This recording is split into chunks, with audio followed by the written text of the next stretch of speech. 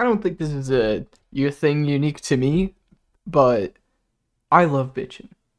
I love complaining about everything, and I know that I'm probably gonna get demonetized just for saying the word bitching at the beginning of this video, because apparently if you swear within the first minute of your video, you get demonetized anymore. So, I'm gonna take these off because I don't have any music playing, so I don't know why I'm just so used to when I create content doing that. Oh, we're gonna move this just a bit closer to. Sorry, that probably, well, editing me will fix it so it's not in your ear. But anyways, so YouTube, that's what we're talking about today. I'm talking about fucking, how how awful the YouTube is, and I'm not just talking about the platform. I also do want to talk about the content creators. I won't name any content creators because I don't think it's their fault. They're playing a system that was built for them, and they have to do it a certain way. Well, they don't have to, but it is within their best interest to play the game a certain way, and that's not on them. But as a graphic designer, as an artist, as someone who loves content creation, as someone who started YouTube in 2012 and keeps coming back and has been doing it on and off since then, and at some point it was my main form of income too. I am so upset with the current state of YouTube. It's actually ridiculous. Like, I understand the demonetization. Now, YouTube has their reasons, They have like all these things where it's like if they have to adhere to what the advertisers want, and the advertisers want it to be family friendly, but also laws conflict with that. So YouTube's in like between a rock and a hard place. It's not easy to fix. But the problem is their algorithm doesn't support creativity. I'm doing it right now. Like, if you look at the thumbnail of this, it's like the state of YouTube in big text with me, and I'm probably gonna be like, that's the thumbnail right there, right? Because YouTube fucking loves that shit. Clickbait is so ridiculously effective. They've got trending, they do, it's just, it's so ridiculous. If you don't have big text, face reaction of some kind, or like arrows and stuff, if you don't have those clickbait things, your video is going to underperform. It's actually ridiculous. If you check out any major YouTuber, like I said, I refuse to name names because it's not their fault, and please do not like send this video to them because this is not about them.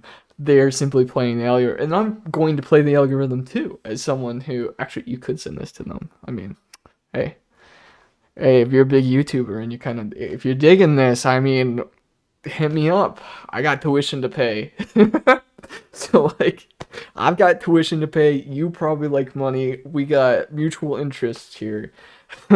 But it's ridiculous. It's like, as a graphic designer, it pains me. I remember in 2015, the thing that, I don't know if you can hear my dog chewing his bone over there, but I apologize if you can.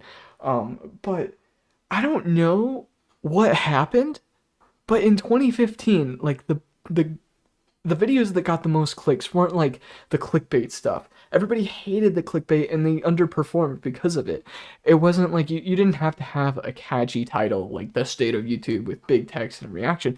There was people, and I will name these YouTubers because I actually really loved their thumbnails and stuff. There was people like Wolves at My Door and BOO, and there was people like, oh gosh, Team 4 Star back then, and a lot of the Vivo stuff. If you had like beautiful, like elegant, clean graphic design stuff in like 2015 to 2018, your videos did amazing because it was like you had these unique layouts, you had like a format, people know which episode it was, they knew what part it was, they knew what it was about. But now it's like YouTube is encouraging laziness, and it gets on my nerves as an artist, as a content creator.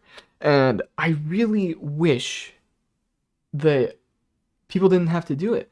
I mean, I'm just going to succumb to it because like I could try and be like, "Oh, I'm above the system," But then my videos, I know for a fact, I've talked to so many content creators. I've worked with content creators. I've created thumbnails for content creators. That was my main source of income in high school.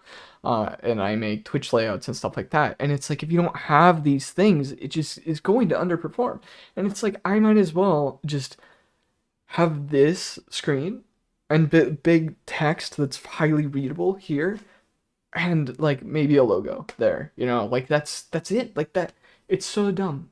I don't know. There were so many elegant ones. I'll show like some examples of what I'm talking about, but it disappoints me, and I feel like there's so many more things that I could talk about. Like there's so many things, but I feel like that's been part of, like, I could talk about like the copyright system. I could talk about like the demonetization. I could talk about the abuse. I could talk about the drama. I could talk about this, that, and the other.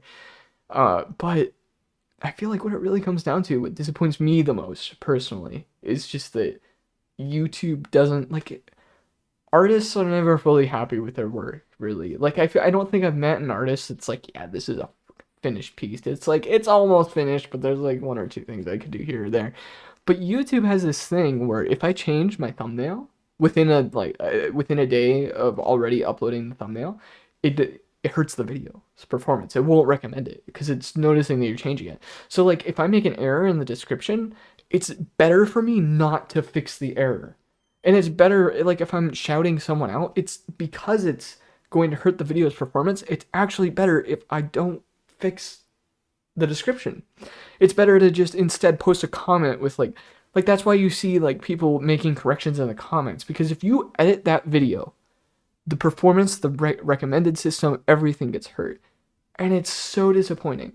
I don't know who in their right minds at which executive of YouTube thought that was a good idea. But it's been a big reason why I haven't come back. And it's just something that I wanted to talk about, and I don't know. I don't really have too much to say on it. I feel like it really speaks for itself. I may or may not put those examples there because, like, I mean, I feel like you guys know what I'm talking about. If you've seen the 2015 era versus what it is now, where it's like a misleading title with like, a bunch of other things and like a crazy clickbait, and it's like, oh, what is this gonna be about? It's like, I don't know. The internet has been so dumbed down, and it makes me disappointed. And I really wish that if I put time and effort into my thumbnails, that it would actually pay off.